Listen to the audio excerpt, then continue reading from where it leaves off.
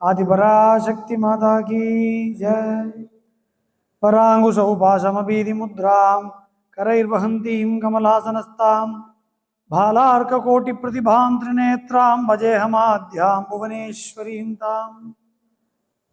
எல்லாம் வல்ல சத்குருநாதருடைய அவில்லாத அனுகிரக விசேஷத்தினாலே இந்த நட்சத்திர மண்டல சண்டி ஹோமத்துடைய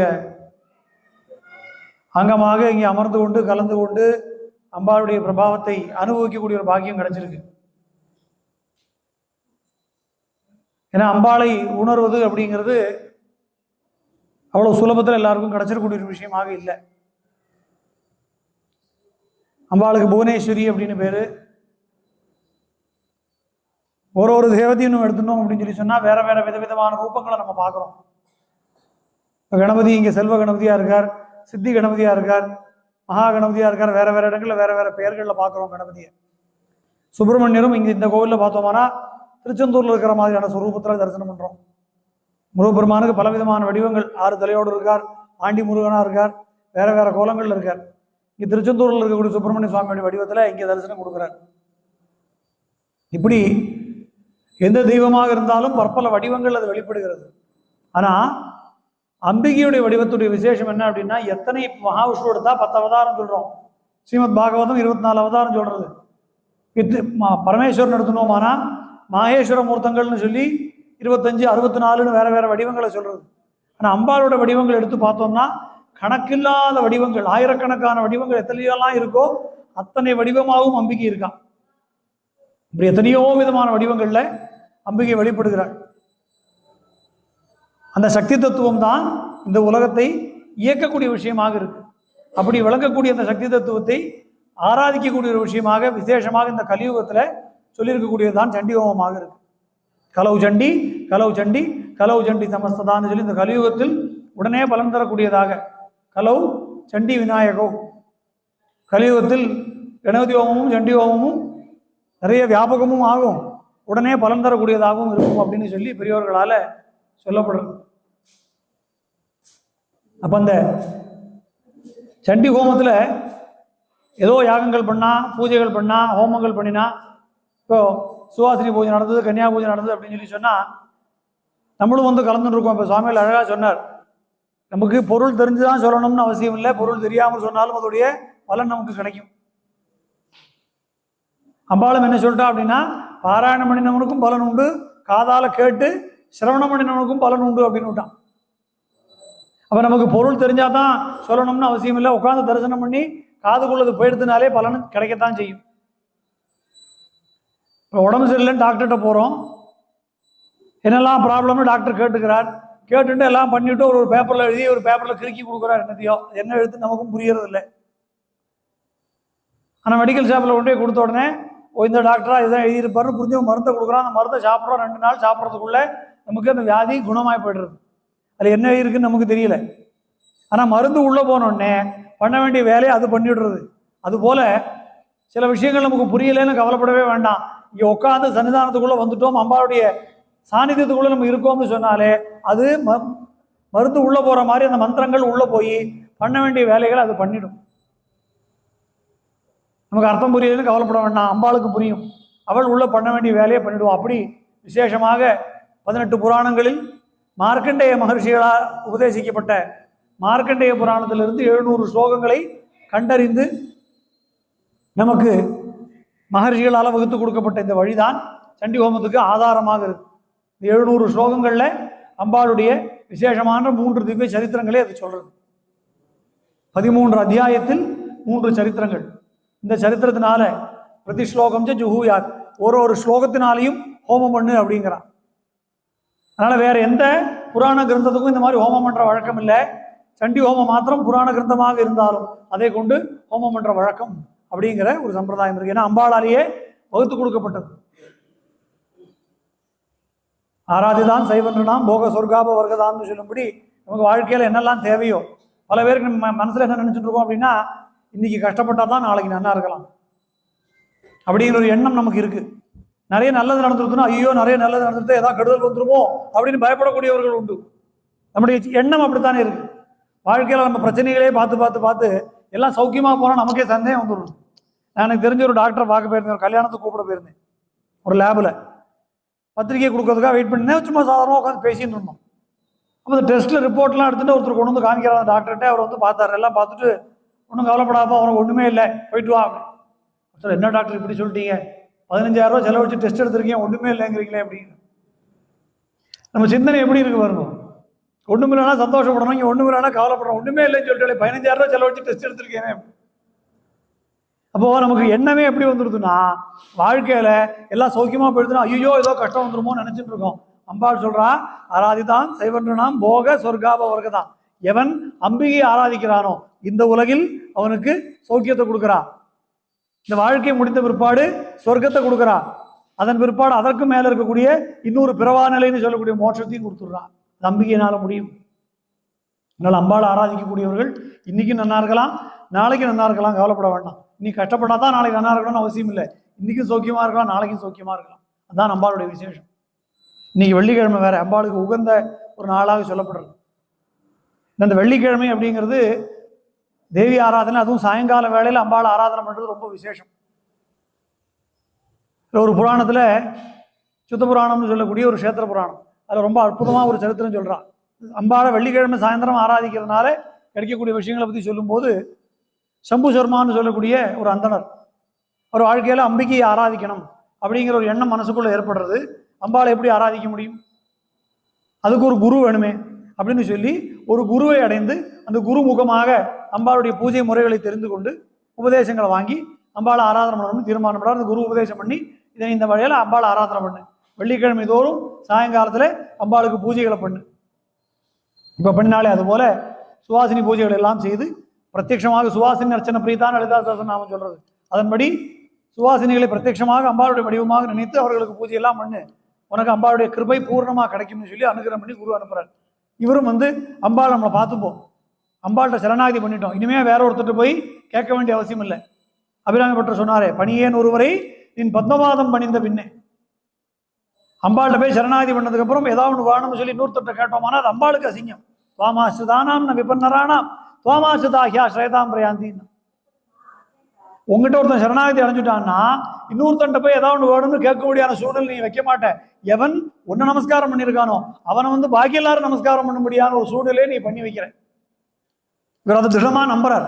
நம்பிக்கை மூலம் முக்கியம். நிறைய பேர் நம்ம சொல்லுவோம், கோவிலுக்கு போங்க, அம்பாளுக்கு அர்ச்சனை பண்ணுங்க, பிரதட்சணம் பண்ணுங்க, ஏதோ நீங்க சொல்றேன்னு நான் பண்றேன், தயவு செஞ்சு பண்ணாதீங்க, அவசியமே இல்லை. டைம் மிச்சம், செலவு மிச்சம், வரவே வேண்டாம். முதல்ல நமக்கு நம்பிக்கை வேணும். அம்பாள் நமக்கு அனுகிரகம் மட்டுமே பண்ணுவாளுங்கிற நம்பிக்கையோடு நம்ம வந்தோமானா அனுகிரகம் பண்றத தவிர அவளுக்கு வேற சாய்ஸ் கிடையாது. நம்ம நம்பிக்கை அறகுறையா இருந்த பிரயோஜனம் இல்லை. இவருக்கு திடமான விசுவாசம். என்ன தீர்மானம் பண்றாருன்னு சம்பு சர்மா, உஞ்சவிருத்தி எடுத்து நான் சாப்பிடுவேன். உஞ்சவிருத்தினா என்ன, கையில ஒரு பாத்திரத்தை எடுத்துட்டு போறது. யாராவது அரிசி போட்டா உண்டு, இல்லை கீழே தானியங்கள் செதறி கிடந்தா அதை எடுத்துட்டு வந்து அன்னைக்கு சாப்பாடு அப்படித்தான், நாளைக்கும் சேர்த்து வைக்கிறது கிடையாது. அம்பாள் எனக்கு எப்படி அனுகிரகம் பண்றாலும் அவள் தீர்மானிக்கட்டும். ராஜபீட்ட நிவேசித்த நிஜாஸ்திரதான். எவன் நிஜமான பக்தியோடு அம்பாளை ஆராதிக்கிறானோ அவனை ராஜனுக்கு சமமான, ராஜாவுக்கு சமமான ஸ்திதியில் அம்பாளை உட்காந்து வைக்கிறானோ. இவர் தீர்மானத்தோட இப்படியே பண்ணிட்டு இருக்கார். 1.5 வருஷ காலம் ஆயிடுத்து. ஒரு வெள்ளிக்கிழமை தவறாமல் அம்பாளுக்கு பூஜை பண்றார். அந்த வெள்ளிக்கிழமை பூஜை சாயந்தரம் ஆக போறது, நேவேத்தியம் கொண்டு வரியாமா மனைவி இடத்துல கேட்கிறார். மனைவிக்கு மனசுக்குள்ள ஒரு குறை. ஆமா, வெள்ளிக்கிழமை தோறும் பூஜை பண்ணி என்னத்தை கண்டோம், நேவேத்தியத்தை கொண்டு வரும்போ சொல்றா, நீங்க அந்த அம்பாளை ஸ்துதி பண்றேன், ஸ்தோத்திரம் பண்றேன், பாட்டு பாடுறேன், புகழ்ந்து ஸ்லோகம் எல்லாம் சொல்றேன். இது ஏதாவது ஒரு ராஜாவையோ பிரபுவையோ இது மாதிரி ஒரு 4 வயதுல 10 ஒரு பங்கு ஸ்துதி பண்ணியிருந்தா அவன் கோடிக்கணக்கான ரூபா கொடுத்துருப்பான், நீங்க நம்ம சௌக்கியமா இருந்திருக்கலாம். விடாம சாசனாமம் சொல்றேன், தெய்வ மகாத்மிய பாராயணம் பண்றேன். இந்த பாராயண மண்டலத்துல ஒரு 10 ஒரு பங்கு நேரம் ஒரு 4 வார்த்தை புகழ்ந்து இன்னொருத்தர் மனுஷனு பேசியிருந்தா பைசா கொடுத்துருப்பான். கண்ட பலன் ஒண்ணும் இல்லை, சோத்துக்கே வழி இல்லாம உட்காந்து நேவேத்தியம் வேற அப்படின்னு சொல்லி முணுமுணுத்துட்டே கொண்டு வந்து நேவேத்தியத்தை வைக்கிறா. அவருக்கு ரொம்ப மனசு வருத்தப்பட்டு போயிடுறது. உனக்கு இத்தனை நாள் பூஜை பண்ணேனேம்மா, இப்படி என்னுடைய சொந்த மனைவியே என்னை வந்து கேவலமா பேச முடியாத ஒரு ஸ்திதியில் என்ன கொண்டு போய் விட்டுட்டேன்னு மனசு வருத்தப்படுறார். அடுத்த நிமிஷம் கோபம் வந்துருது பாரு, சௌரியப்பட்டா கொண்டு வந்து நேவேத்தியம் வை. அந்த பரதேவத்தை நீ அபமரியாதை பண்ணி பேசினியானா, நீ என் மனைவி இல்லை, நான் தீர்மானம் பண்ணி வீட்டை விட்டு எப்போ வேணா வெளியில விழா, உனக்கு சுதந்திரம் உண்டு, நான் உனக்கு தடுக்கவே இல்லை, உன்னை வற்புறுத்தி நான் கொண்டு வந்து வைக்க சொல்லலை, அதனால நீ சௌரியம் இல்லாத நீ கிளம்பி போயிடுன்னு பயந்து போயிட்டாலும். பயந்து போய் நமஸ்காரம் பண்ணி தெரியாம சொல்லிவிட்டேன், ஏதோ கஷ்டத்துல இருக்கோமேங்கிற ஒரு ஆதங்கத்துல பேசிவிட்டேன்னு சொல்லி நமஸ்காரம் பண்ணிட்டான். அப்புறம் நீ ராத்திரி பூஜையெல்லாம் முடிச்சார். இதே போல் சுவாசினி பூஜையெல்லாம் பண்ணி முடிக்கிறார். எல்லாம் பண்ணி முடிச்சு ராத்திரி ஆகாரம் பண்ணிட்டு கார்த்தாலேருந்து பட்டினி கிடக்கார். நியமம் வச்சுட்டு இருக்கார். எல்லா வெள்ளிக்கிழமை தோறும் கார்த்தாலேருந்து பட்டினி கிடந்து அம்பாளுக்கு பூஜையை பண்ணி முடிச்சு பூஜையெல்லாம் நைவேத்தியமெல்லாம் ஆனதுக்கப்புறம் ராத்திரி மட்டும் ஆகாரம் எடுத்துக் கொள்வதுங்கிற நியமம் வச்சுட்டு இருக்கு. அவரு கிடைக்கிறதே இத்தினோண்டு தான். அப்படி ஒரு நியமம் வச்சுட்டு இருக்கு. ஆகாரம் மட்டும் படுத்து தூங்குறார். படுத்து தூங்கும்போது 2 பேரும் தூங்கிட்டு இருக்கா. கிராமத்து வீடு தானே, ஒன்றும் இதெல்லாம் கிடையாது. இப்போனா நமக்கு ஃபேன் வேணும், ஏசி வேணும். ஏற்கனவே அவளுக்கு கஷ்டதசை. படுத்து தூங்கிட்டு இருக்கா. சொப்பனத்தில் இந்த மனைவியோட சொப்பனத்தில் அம்பாள் தரிசனம் கொடுக்குறாள். இதை பூஜை பண்ணி என்ன கிடைக்கும்னு கேட்டியே சொல்றா மனைவி இடத்துல. இவ்வளோ நாளாக பூஜை பண்ணிட்டு இருக்கான், அதனால ஒன்றும் பிரயோஜனம் இல்லைன்னு நீ நினைச்சியே. என்னை யார் அண்டி இருக்கிறார்களோ ஒரு நாளும் அவ வீணா போக நான் விட மாட்டேன். எப்போ கொடுக்கணும்னு எனக்கு தெரியும்.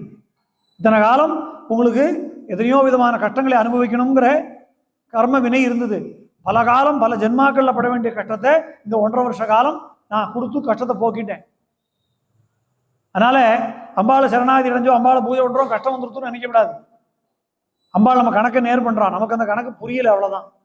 அம்பாள் இதெல்லாம் சொல்றான். அதனால கஷ்டம் வந்தது இனிமே புலம்பாத. உன்னுடைய வீட்டு வாசல்ல ஒரு குடம் நிறைய தங்கத்தையும் வைரத்தையும் வைடூரியத்தையும் போட்டு நிரப்பி வச்சிருக்கேன், போய் எடுத்துக்கோ, கட்டம் இன்னையோட முடிஞ்சது. திடுக்கிட்டு எழுந்து உட்கார்றா. அர்த்தராத்திரி சமயம். கணவன் தூங்கிட்டு இருக்கார். அவரை போய் எழுப்புறா. எழுந்திருக்கும். இன்னும் என்னாச்சு உனக்கு இந்த அர்த்தராத்திரி எதுக்கு எழுப்புறா? இல்லை, இந்த மாதிரி ஒரு சொப்பனம் வந்தது, அம்பாள் கனவுல வந்தா, நான் பேசினது தப்பு. சாயந்தரம் அம்பாளுக்கு நைவேத்தியம் பண்ணக்கூடிய நேரத்தில் அப்போ அவமரியாதையான வார்த்தையை சொல்லிவிட்டேன். அம்பாளால் என்ன பண்ண முடியும்? அம்பாளை சுதிச்சு என்ன பிரயோஜனம்னு கேட்டேன். என்ன பிரயோஜனம்ங்கிறத காட்டி விட்டா. உங்க பூஜைக்கு கைங்கரியம் பண்ண விசேஷத்தினாலே எனக்கு சொப்பனத்தில் அம்பாள் தரிசனம் கிடைச்சிருக்கு. அது ஃபர்ஸ்ட். பாஞ்சாசம் அதிகம் தானே சொல்றாரு. என்ன கேட்குறோமோ அதுக்கு கூட தான் கொடுக்கல, ஒழிஞ்சு கம்மியாக கொடுக்க மாட்டாளாம். அதனால நான் என்னோட கஷ்டதசை தீரணும்னு கேட்டேன். அதுக்கு உபரியா எனக்கு பிளஸ்ஸா என்ன பண்ணிவிட்டா, அவரோட தரிசனத்தையே கொடுத்துட்டா. எதுக்கு நீங்க தான் பூஜை பண்ண, நான் பூஜை ஒன்றும் பண்ணல, ஒரு ஸ்லோகம் சொல்லலை, திட்டத்தான் செஞ்சேன். ஆனால் பூஜைக்கு கைங்கரியம் பண்ண விசேஷத்தினாலேயே எனக்கு அம்பாவோட தரிசனமும் கிடைச்சிருது. வாசல்ல போய் ஒரு தோடம் நிறைய வைரம் வைடூரியம் தங்கம் எல்லாம் வச்சிருக்கேன்னு சொன்னான். அவர் அடுத்த அர்த்தம் விட்டு எழுந்திருக்கவே இல்லையா. நீ தானே கேட்ட, உனக்கு தானே பதில் சொல்லியிருக்கா. அம்பாள் எனக்கு கொடுக்கணும்னு தீர்மானம் பண்ணா என் தலைமாட்டில் கொண்டு வந்து வாசலை கொண்டு வைக்க மாட்டான். உனக்கு பதில் சொல்லணுங்கிறதுக்காக வந்திருக்கா, போயிட்டு வா அப்படின்ட்டு. கணவர் இப்படி சொன்னதுனால அவளுக்கு வாசலுக்கு போறதுக்கு பயமா இருக்கு. இது பேச்சுவார்த்தை நடக்கிறது. அர்த்தராத்திரி பேசுறதுனால பக்கத்து வீட்டில் இருக்கிறவனுக்கு சத்தம் கேட்குது. அவன் இந்த பேசுறது பூரா உட்காந்து கேட்டு இருக்கான். ராத்திரி என்னவோ பேசுறாளேன்னு எழுந்து உட்காந்துருக்கான். பதிவு பேசுறதெல்லாம் காதில் விழுது. உடனே மனைவியை எழுப்புறான். எழுந்து சீக்கிரம், பக்கத்தாத்து ஒரு பைத்தியம் ஒன்று இருக்கு, நேரம் அம்பாளை பூஜை பண்ணுறேன்னு சொல்லி வெள்ளிக்கிழமை தோறும் பூஜை பண்ணி எப்போ பார்த்தாலும் ஸ்லோகம் சொல்லிட்டு உட்காந்துருக்கும். அவனுக்கு அம்பாள் அனுகிரகம் பண்ணியிருக்கா போல் இருக்கு. திமிர் எடுத்து பண்ணின அனுகிரகத்தை வாங்கிக்கிறதுக்கு துப்பு இல்லாமல் தலைமாட்டில் வைக்கட்டுன்னு சொல்லிட்டு உட்காந்துருக்கான். ஆனால் வாசல்ல தங்கம் வைரம் வைடூரியம் எல்லாம் இருக்கு, போய் எடுத்துட்டு வருவோம் வா அப்படின்னு சொல்லி மனைவி எழுப்பி ராத்திரி போய் ஒரு வீட்டு வந்து வாசலில் வந்து பார்த்தா அம்பாள் சொன்னது போலவே அந்த குடத்துல தங்கம் வைரம் வைடூரியம் எல்லாம் இருக்கு, நவரத்னங்கள்லாம் இருக்கு. இருக்கும்னு நினைச்சுன்னு வரான். அம்பாள் சொல்லியிருக்கா அப்படின்னு சொல்லி அவள் பேசின்னு இருக்கா. அதனால பொய் சொல்ல மாட்டான். ராத்திரி 12:30 1 மணிக்கு எழுந்து பொய் சொல்ல வேண்டிய அவசியம் இல்லை. அதனால போய் பார்ப்போம். அதில் வைரம் வைடூரியம் வந்து நம்ம கட்டணையோட முடிஞ்சுது, பார்ப்போம்னு சொல்லி இப்போ அந்த குடம் மூடி போட்டிருக்கு. திறந்து பார்க்கலான்னு பார்த்தா உள்ள தங்கத்துக்கு வர நாகப்பாம்பு ஒன்று எழுந்து நிற்கிறது. என்னடா அது நாகப்பாம்பு நிற்கிறது? இதெல்லாம் இல்லை இல்லை, இது பொய். 2 பேர் புருஷனும் பொண்டாட்டியும் நம்மளை ஏமாத்திருக்கா. நீ கார்த்தால இந்த வீட்டுடைய செவரு விஷயமா எங்கள் 2 பேருக்கும் சண்டை வந்தது குளத்தங்கரையில். அப்பவே பார்டர் சண்டை வந்துருக்கு. அது விஷயமா எங்கள் 2 பேருக்கும் வாக்குவாதம் வந்தது. அதுக்கு வேண்டி என்ன பழி வாங்குறதுக்கு வேண்டி 2 பேரும் பேசி வச்சுட்டு ஒரு பாம்பை பிடிச்சி கொண்டு வந்து குளத்துக்குள்ள போட்டு 2 பேரும் ஏதோ சொன்னோம். அம்பாள் கனவுல வந்தாலும் தங்கத்தை கொடுத்தாலும் பொய் சொல்லியிருக்கா. நம்ம இப்போ எடுப்போம், பாம்பு என்ன கடிக்கும், நான் போய் சேரணுங்கிறதுக்காக திட்டம் போட்டிருக்கா. சும்மா அம்பாளை பூஜை விட்டேன்னு ஊரை ஏமாத்திட்டு இருக்கான். என்னையா ஏமாத்த பார்த்தான். நல்ல வேலை நான் பார்த்து விட்டேன், இந்த பாம்பை அவனை போய் கடிக்கட்டும் அப்படின்னு சொல்லி அந்த குடத்தை எடுத்துன்னு கொண்டு வந்து தூங்கிட்டு இருக்கா. மறுபடியும் 2 பேரும் பேசிட்டு தூக்கிவிட்டா. அவர் 2 பேர் தலைமாட்டில் கொண்டு வந்து வச்சுட்டான். வச்சுட்டு அவங்க கிளம்பி போயிட்டான். பாம்புக்கு போய் அவனை கடிக்க போகிறதுன்னு சொல்லிவிட்டு இது எதுவுமே தெரியாமல் 2 பேரும் உறங்கி போயிடுறா. கார்த்தால எழுந்திருந்து சிவசிவான்னு சொல்லிட்டு கையை அப்படி சோம்பல் முடிக்கிறா. பார்த்தா டங்குன்னு போய் இடிச்சுது.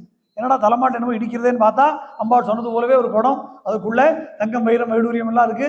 எனக்கு கொடுக்கணுமான அம்பாள் தலைமாட்டில் கொண்டு வைப்பாள்னு சொன்னாலே அதே போல வச்சு விட்டான். இப்போ அந்த மனைவி சொல்றாலும் ஒரு வெள்ளிக்கிழமை தோறும் நீங்கள் பண்ணின பூஜையோட பலன் என்னங்கிறத பிரத்யட்சமாக நான் பார்த்துக்கிட்டேன். அம்பாளுடைய தரிசனமும் எனக்கு கிடைச்சிருது, நம்ம கஷ்டமும் தீரும்படியான ஒரு பாக்கியத்தை அம்பாள் கொடுத்துட்டா அப்படின்னு.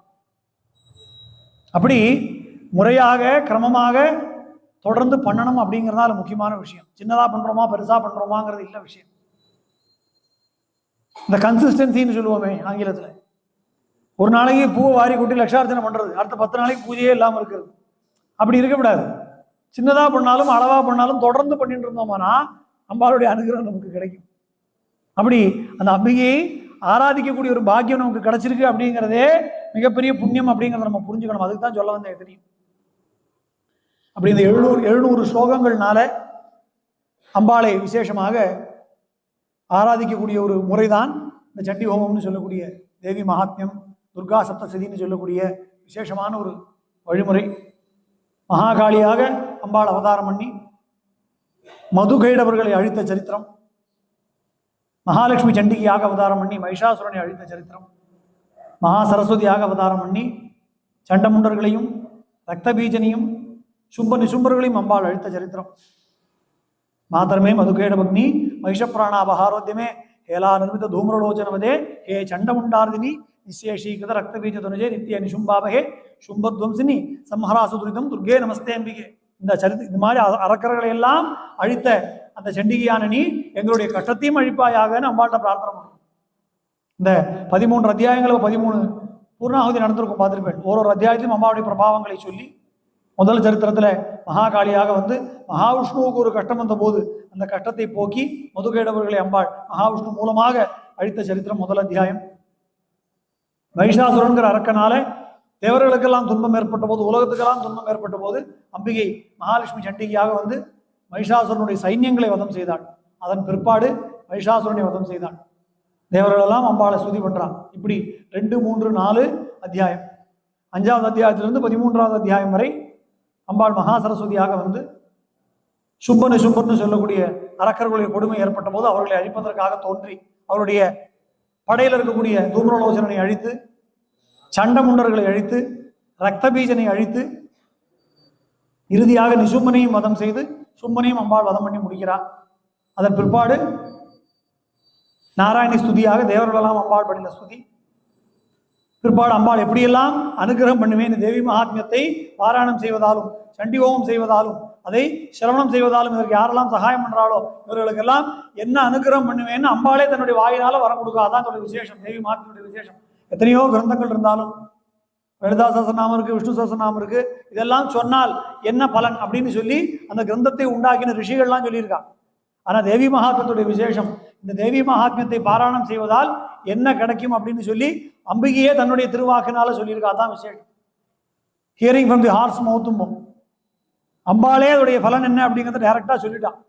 அப்பேற்பட்ட அந்த விசேஷமான அந்த தேவி மகாத்மியத்தை கொண்டு இந்த சண்டி ஹோமம் இன்னைக்கு நட்சத்திர மண்டல சண்டியாக சுப்பிரமணிய மந்திர சகிதமாக இன்னைக்கு ஆயிருக்கு.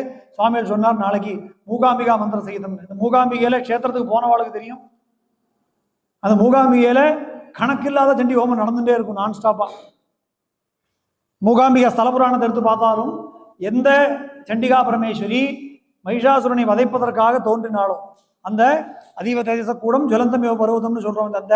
அந்த தேஜஸே ஒரு மலை போல உருவெடுத்திருந்ததே அந்த சைத்தன்யத்தை பரமேஸ்வரன் ஒரு ஸ்ரீசக்கராகாரமான ஒரு யந்திரத்தில் ஆவாகனம் பண்ணி அந்த பிந்து ஸ்தானத்துல நிலைநிறுத்துகிறாராம். அந்த பிந்து தான் மூகாம்பிகையில அந்த மூலலிங்கமாக இருக்கு. இன்னைக்கு மூகாம்பிகை போனோம்னா அம்பாளை பார்ப்போம். மூலஸ்வரூபம் முன்னாடி இருக்கிற அந்த ஸ்வயம்புலிங்கம்னு சொல்றோம். அந்த ஸ்வயம்புலிங்கம் என்னது அப்படின்னா அந்த சக்கரத்துடைய பிந்துஸ்தானம். அந்த பிந்துஸ்தானத்தில் இருக்கிறவள் யாருன்னா மகாகாளி, மகாலட்சுமி, மகா சரஸ்வதி ஸ்வரூபிணியாக விளங்கக்கூடிய நடிகா பரமேஸ்வருடைய சைத்தன்யத்தை பரமேஸ்வரன் அதுல ஸ்தாபிதம் பண்ணியிருக்காருன்னு மூகாம்பிகா ஸ்தல புராணம் சொல்றது. அப்படி கலியுகத்தில் எத்தனையோ ஜனங்களுக்கு எல்லா விதமான கஷ்டங்களும் இருக்கு, இல்லைன்னே சொல்லலை. எல்லாருக்கும் ஏதோ ஒரு வகையில ஒன்று மாற்றி ஒன்று இருக்கு, மனசுக்குள்ள ஏதோ ஒரு கவலைகள் இருந்துட்டே தான் இருக்கு. அதையெல்லாம் போக்குவதற்கான நேரடியான வழிமுறையாக, உடனடியாக பலன் தரக்கூடிய வழிமுறையாக இந்த சண்டி ஹோமம் வகுத்து கொடுக்கப்பட்டிருக்கு. இன்ன வியாதிக்கு இன்ன மருந்து அப்படின்னு பெரியோர்களால் நிர்ணயிக்கப்பட்டிருக்கு. வைத்திய சாஸ்திரத்துல போய் உடம்பு சரியில்லைன்னா இந்த மருந்து கொடுக்கணும். அதுபோல இந்த சண்டி ஹோமமானது சர்வவிதமான கஷ்டங்களையும் போக்கக்கூடிய ஒரே ஔஷதமாக, மலையாளத்தில் ஒற்றை மூலிகை வைத்தியம் அப்படின்பா, எல்லாத்துக்கும் ஒரே மூலிகை தான். அதுபோல அத்தனை பிரச்சனைகளுக்கும் ஒரே தீர்வாக வழங்கக்கூடியது சண்டி ஹோமம்.